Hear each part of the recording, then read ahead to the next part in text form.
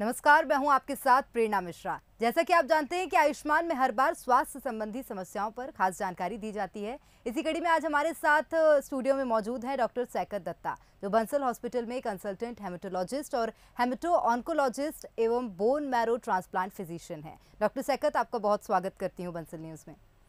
धन्यवाद। नमस्कार दर्शकों को। तो चलिए, आज हम बात करने वाले हैं सिकल सेल एनीमिया के बारे में। डॉक्टर से बहुत सारी जानकारियां इस बीमारी के बारे में लेंगे और उसके इलाज क्या कुछ हो सकते हैं उसकी जानकारी भी लेंगे। लेकिन इससे पहले मैं दर्शकों को थोड़ा सा बता देती हूं कि अगर आपके भी इस बारे में कुछ सवाल हो या आप इस संबंध में कुछ जानना चाहते हो तो कार्यक्रम के दौरान हमारे नंबर लगातार आपकी टीवी स्क्रीन पर फ्लैश हो रहे हैं, जिनके जरिए आप सीधे डॉक्टर सैकत से सलाह ले सकते हैं। तो चलिए डॉक्टर, सबसे पहले आपकी ओर रुख करती हूँ और सबसे पहला सवाल मेरा यही है, सिकल सेल एनीमिया है तो कैसे, वो क्या एनीमिया होता है, विस्तार पूर्वक पूरी जानकारी चाहेंगे। सिकल सेल एनीमिया जो होता है, इसमें ये एक ब्लड का डिज़ॉर्डर है, मतलब रक्त के संपर्कित एक रोग है। नॉर्मली रक्त में जो हमारे लोहित कोशिकाएं होते हैं, आरबीसी जिनको हम बोलते हैं, वो डिस्क के आकार के होते हैं। तो सिकल सेल एनीमिया में क्या होता है, ये डिस्क के आकार का जो आरबीसी या लोहित रक्त कोशिका वो सिकल शेप हो जाता है। सिकल शेप मतलब हाशिया के शेप या अर्धचंद्राकार शेप के हो जाते। तो ये जो आरबीसी है, इनका काम है शरीर में ऑक्सीजन का सरबराह करना, ऑक्सीजन का सप्लाई करना। तो ये हो नहीं पाता ठीक से।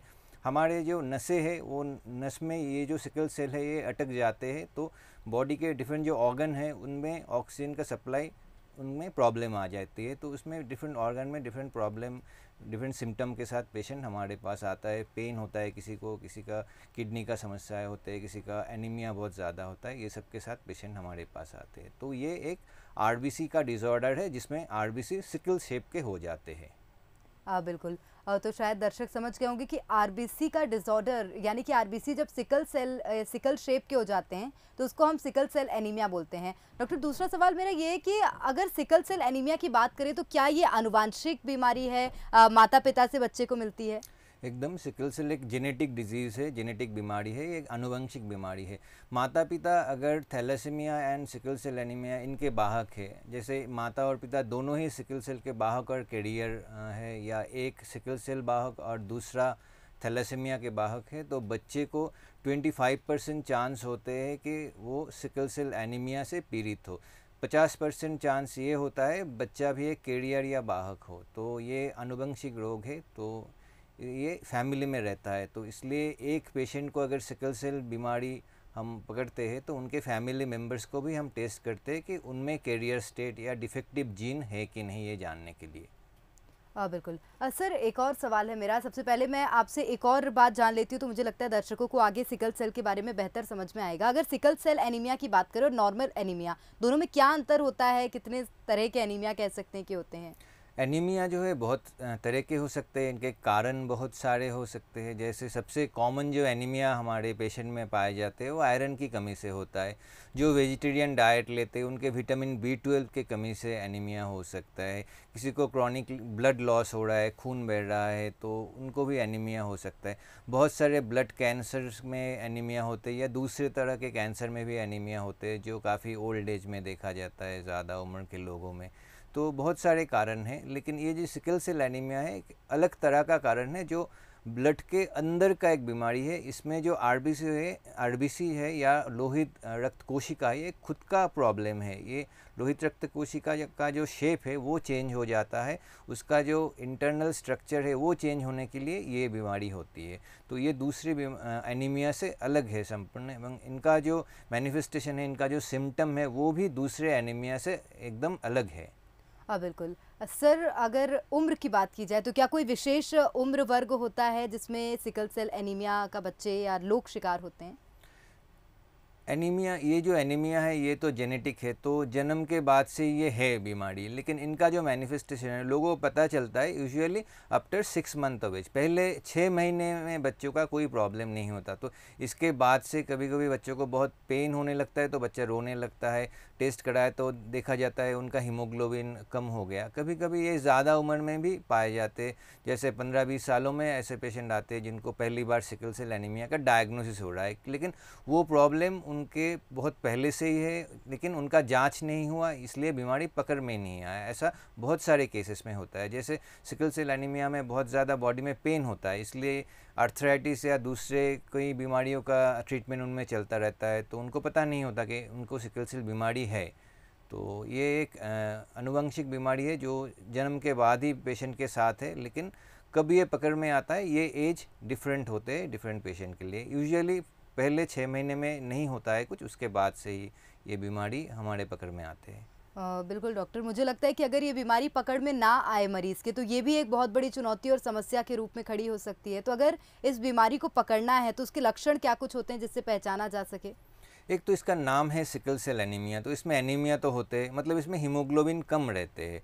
लेकिन जो हमारे पास पेशेंट आता है उसमें सबसे ज़्यादा प्रॉब्लम पेन को लेके आते हैं। जैसे मैं बोल रहा था कि सिकल सेल एनीमिया में जो होते हैं, जो लोहित रक्त कोशिका है वो सिकल के आकार का हो जाता है, तो वो बॉडी के जो छोटे छोटे नस में होते हैं, नस में अटक जाते हैं, तो उसमें ब्लड फ्लो जो है वो ऑब्स्ट्रक्ट हो जाता है, बॉडी का ऑक्सीजन सप्लाई जो है वो ठीक से नहीं हो पाता है, इसलिए बहुत बॉडी पेन होता है। जो हमारे हड्डियां है उसमें ऑक्सीजन नहीं जाते हैं, तो हड्डियों में बहुत ज़्यादा पेन होता है। और ये पेन, ये दर्द कोई स्वाभाविक दर्द नहीं है, बहुत ज़्यादा है, इतनी ज़्यादा होती है कि पेशेंट को हॉस्पिटल में एडमिट होने की ज़रूरत होती है। बहुत ज़्यादा एनीमिया हो तो बार बार पेशेंट को ब्लड लगना शुरू हो जाता है, और बहुत दिन तक ये सिकल सेल चलता रहा तो ऐसे देखा जाता है बहुत सारे ऑर्गन हैं जिनमें ऑक्सीजन की सप्लाई की कमी की वजह से वो ऑर्गन ख़राब होने लगता है। जैसे हार्ट का प्रॉब्लम आ सकता है, ब्रेन में स्ट्रोक हो सकता है, कभी कभी बहुत छोटे बच्चों में भी ब्रेन में स्ट्रोक लेके हमारे पास आते हैं। और किडनी भी इनमें ख़राब होते हैं, क्योंकि किडनी के जो पैपिलरी नेक्रोसिस बोल के एक चीज़ होता है जिसमें किडनी डैमेज होता रहता है। हड्डी के जो हेल्थ होते हैं, बोन हेल्थ, वो धीरे धीरे ख़राब होने लगते हैं। कभी कभी एवास्कुलर नेक्रोसिस हो जाता है हड्डी में, जिसमें हड्डी खुद से टूट जाते हैं या ख़राब हो जाता है। तो ये सारे सिम्टम के साथ पेशेंट आते हैं। तो बहुत सारे पेशेंट होते हैं जिनमें एनीमिया बहुत ज़्यादा होता है, तो वो बार बार ब्लड देने की ज़रूरत होती है। और पेन सिम्टम, ये दो मोस्ट कॉमन सिम्टम हैं। बाकी सिम्टम लेके भी आते हैं, लेकिन उनका जो परसेंटेज है कम है हमारे पेशेंट में। बिल्कुल। लेकिन डॉक्टर, अगर बात कर रहे हैं जैसे आपकी डायग्नोसिस किया जाता है बार बार, तो उस चीज़ से अगर निदान पाना है, उसका उपचार चाहिए सही ढंग से, तो क्या कोई ऐसी चीज़ है जिससे कि सिकल सेल एनीमिया से हमेशा के लिए इंसान दूर हो जाए? पहले तो ज़रूरी है हमें पता होना कि ये पेशेंट को सिकल सेल हो सकता है। जैसे कोई बच्चे को एनीमिया है, उसको बार बार पेन हो रहा है, तो हमें पहले ये संदेह करना होगा कि ये इसको सिकल सेल एनीमिया हो सकता है। तब ये संदेह करेंगे तभी हम सिकल सेल के टेस्ट कर पाएंगे। कभी कभी ये होता है कि बच्चों का बहुत ज़्यादा पेन होता है, कभी कभी छोटे बच्चों को हाथ पैर में सूजन हो जाता है, लेकिन वो उनको समझ में नहीं आता कि इसके लिए किस डॉक्टर को दिखाए, कहाँ जाए, तो उनका डायग्नोसिस भी नहीं हो पाता है। लेकिन इनका डायग्नोसिस या करना बहुत ही सरल है। HPLC और हाई परफॉर्मेंस लिक्विड क्रोमाटोग्राफी बोल के एक टेस्ट होता है जिससे हीमोग्लोबिन का हम टेस्ट करते हैं, तो इसमें सिकल हीमोग्लोबिन बहुत बढ़ा हुआ होता है सिकल सेल एनीमिया में। तो ये ब्लड से होने वाला एक टेस्ट है, बहुत ही साधारण सा एक टेस्ट है जिसमें हम ये रोग पकड़ सकते हैं।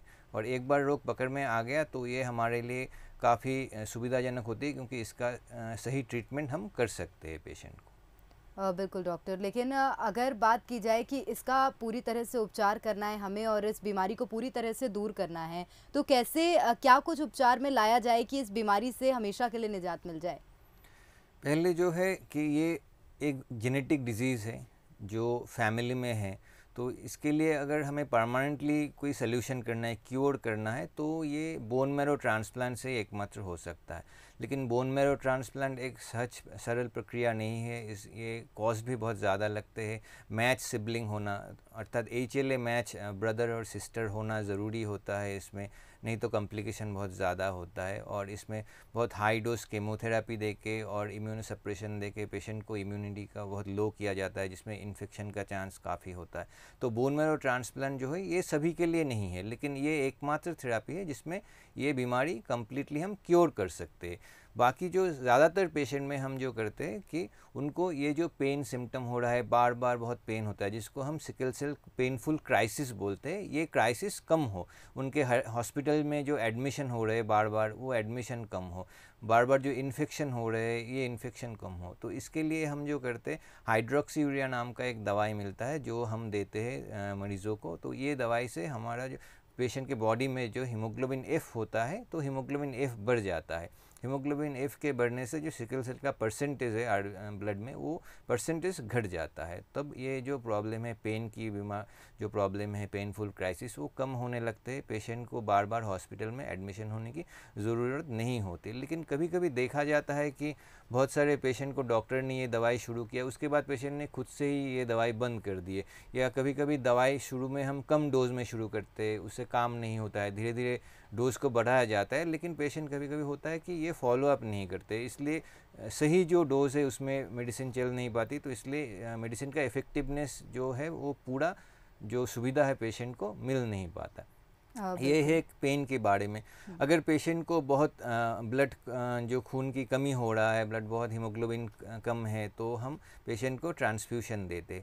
कभी कभी पेशेंट स्ट्रोक लेके आते हैं, तो ये पेशेंट को जो स्ट्रोक के जो इलाज है उसके साथ भी हम जो करते हैं कि पेशेंट को बार बार रेगुलरली पेशेंट को ब्लड ट्रांसफ्यूशन लेना ज़रूरी होता है। बार बार अगर पेशेंट को हम ब्लड ट्रांसफ्यूशन करते हैं, ब्लड देते हैं, तो ये जो स्ट्रोक की प्रॉब्लम है ये प्रॉब्लम कम होने लगती है। कभी कभी पेशेंट को अल्सर होता है, तो ये अल्सर के लिए हम अलग सा ट्रीटमेंट की ज़रूरत होता है, तब हम प्लास्टिक सर्जरी जो सर्जन होते हैं उनको इन्वॉल्व करते हैं। कभी कभी हड्डियाँ में बहुत ज़्यादा समस्याएं देखते हैं हम, जैसे एवास्कुलर नेक्रोसिस हो गया, हड्डियाँ टूटने लगे, तब हमें ऑर्थोपेडिक ओपिनियन ज़रूरी होती है। कभी कभी बार ये देखा जाता है ऑपरेशन की भी ज़रूरी होती है। तो पेशेंट को कभी कभी विटामिन B12, कैल्शियम ये सब की भी कमी होती है, तो वो भी हमें बाहर से देना पड़ता है। पेशेंट का जो ये सिकल RBC है, जो सिकल रेड ब्लड सेल है, वो पेशेंट के स्प्लिन में बार बार जाके टूट जाते हैं। तो नॉर्मली हमारे जो RBCs होते हैं, लोहित कोशिका होते हैं, वो 120 दिन तक बॉडी में रहते हैं एवरेज। लेकिन जो सिकल सेल में देखा जाता है, इनका जो लोहित कोशिका है 10-12 दिन में ही ख़राब हो जाता है। तो बार बार जब ये लोहित कोशिकाएं टूटने लगते हैं, तो हमारा जो बॉडी में जो स्प्लिन होता है, जो स्प्लिन में ये ऑब्स्ट्रक्ट करके स्प्लिन को छोटा कर देता है, जिसको हम ऑटो स्प्लिनेक्टमी बोलते हैं। ये स्प्लिन हमारे बॉडी में बहुत ही इम्पॉर्टेंट रोल प्ले करता है। ये हमारे इन्फेक्शन से प्रिवेंट करता है हमारे बॉडी को, बार बार जो इन्फेक्शन ना हो पाए। तो सिकल सेल एनीमिया में जो स्प्लिन होते हैं छोटे हो जाते हैं, ऑटो स्प्लिनेक्टमी हो जाते हैं, तो उनको इन्फेक्शन का चांस बहुत ज़्यादा होता है। तो इनको कभी भी इन्फेक्शन हुआ तो हॉस्पिटल एडमिट करके हम एंटीबायोटिक्स चलाते हैं, और इन्फेक्शन ना हो इसके लिए कुछ वैक्सीन है, वो वैक्सीन भी हम पेशेंट को दिया जाता है। बार बार ये ब्लड टूटते हैं, तो ब्लड जनरेट करने के लिए कुछ विटामिन होते हैं, जैसे फोलिक एसिड। ये फोलिक एसिड पेशेंट को रेगुलरली लेना पड़ता है। तो मोटे तौर से देखा जाए स्वाभाविक रूप पे पेशेंट जब बहुत पेन लेके आता है, पेन का इलाज करना बहुत ज़रूरी होता है। उसके लिए जो NSAID ग्रुप का मेडिसिन देते हैं हम, कभी कभी उससे भी पेन कंट्रोल नहीं हो पाता है, तब मॉर्फिन ग्रुप का मेडिसिन देना पड़ता है। बहुत ज़्यादा फ्लूइड पानी पेशेंट को लेना पड़ता है, इससे जो सिकल सेल के प्रॉब्लम है वो थोड़ा कम रहते हैं। और इसके साथ जो हाइड्रोक्सीयूरिया, फोलिक एसिड, कैल्शियम, ये जो सपोर्टिव केयर है ये भी चलना होता है पेशेंट को। बिल्कुल। डॉक्टर, जिस तरह से आप जिक्र कर रहे हैं कि जब सिकल सेल एनीमिया किसी को होता है तो उसमें जो RBC होता है वो सिकल शेप का हो जाता है, तो क्या ये जो बीमारी है इसका पता नॉर्मल ब्लड टेस्ट अगर करवाते हैं तो चल सकता है? क्योंकि RBC काउंट उसमें भी आते हैं, तो क्या उसमें कोई ऊपर नीचे हो सकता है कुछ, तो उससे समझ में आ जाए कि सिकल सेल है? नहीं, ये संभव नहीं है। RBC जो हम CBC टेस्ट करते हैं, नॉर्मल जो ब्लड टेस्ट होते हैं, उसमें हम ये समझ सकते हैं कि इसका हीमोग्लोबिन थोड़ा कम है, ये तक पता चल सकता है। कभी कभी प्लेटलेट थोड़ा ज़्यादा हो सकता है, लेकिन ये हमें पता नहीं चलते है कि उसमें सिकल सेल डिजीज़ है।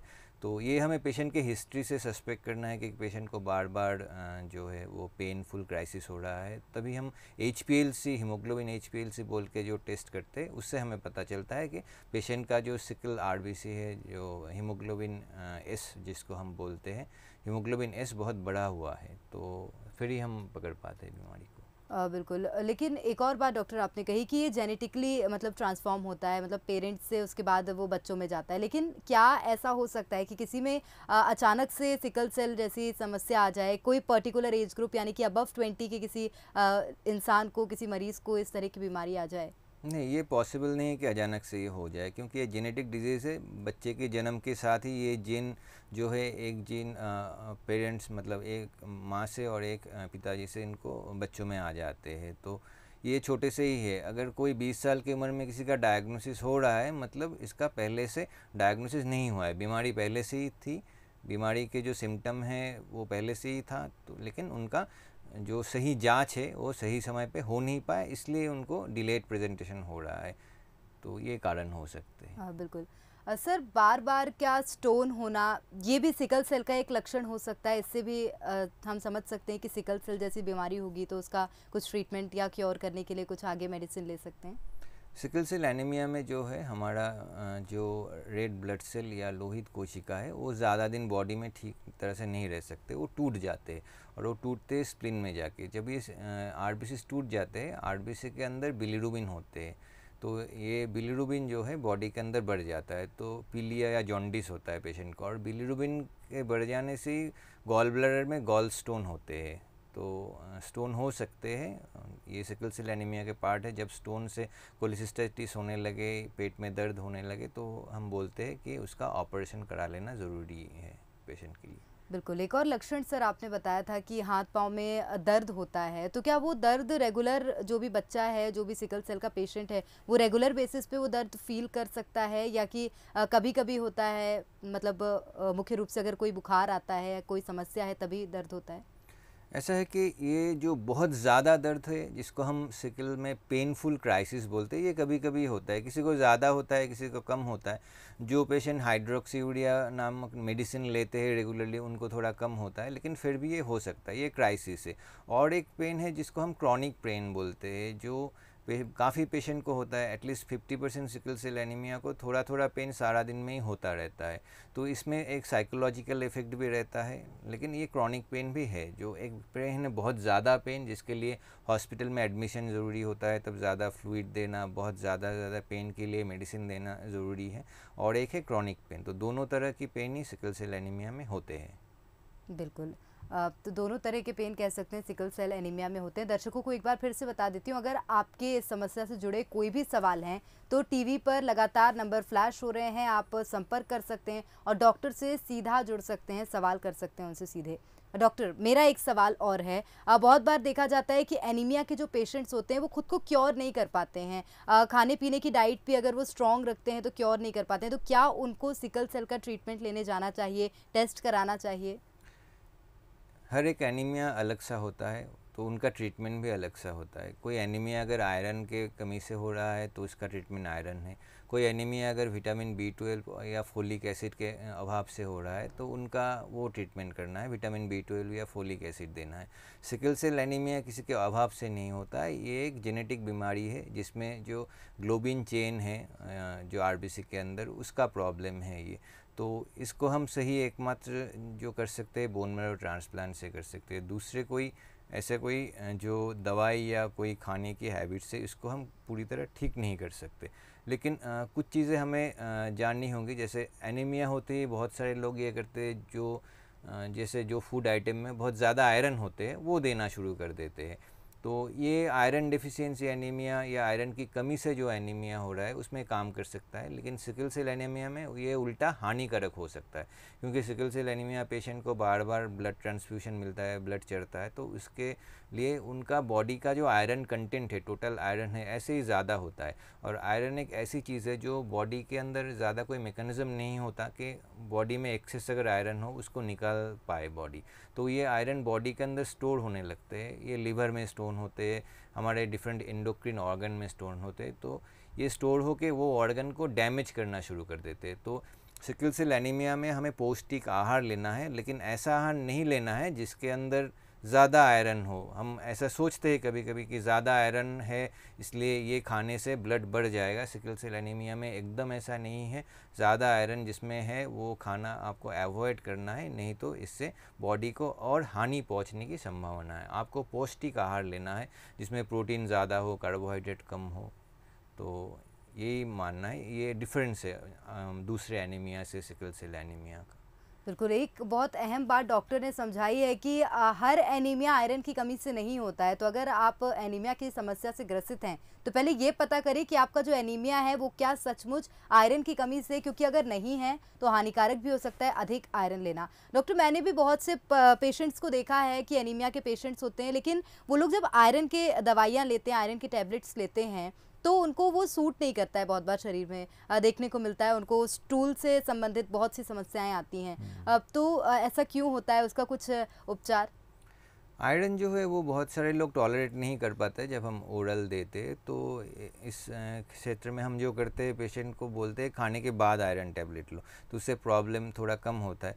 जो वो भी नहीं कर पाते तो उनको हम आईवी इंजेक्शन से आयरन दे देते हैं, तो उसमें एक डोज से ही सारा जो आयरन स्टोर है बॉडी का वो हम फुलफिल कर सकते हैं। तो उसमें इंजेक्शन की ज़रूरत होती है उन पेशेंट में। बिल्कुल डॉक्टर, हमारे साथ इस वक्त एक कॉलर जुड़ गए हैं, आशीष नाम है उनका, मुंबई से हैं। आशीष, आपके जो भी सवाल हो आप डॉक्टर से पूछ सकते हैं। सर, थैलेसीमिया से रिलेटेड पूछना था मेरे को कि ये जो डेफाजेट मेडिसिन दी जाती है, कौन से मेडिसिन? वो डेफाजेट आयरन ओवरलोड कम करने के लिए, तो उसका जो साइड इफेक्ट होते हैं उसको कैसे रोका जा सकता है? साइड इफ़ेक्ट पहले हमें जो जानना है कि साइड इफ़ेक्ट हो रहा है कि नहीं, इसलिए जो हम जो थैलेसीमिया से पीड़ित होते हैं उनको बोलते हैं कि रेगुलर डॉक्टर के पास एटलीस्ट 3 महीने में एक बार उनको डॉक्टर के पास जाना है।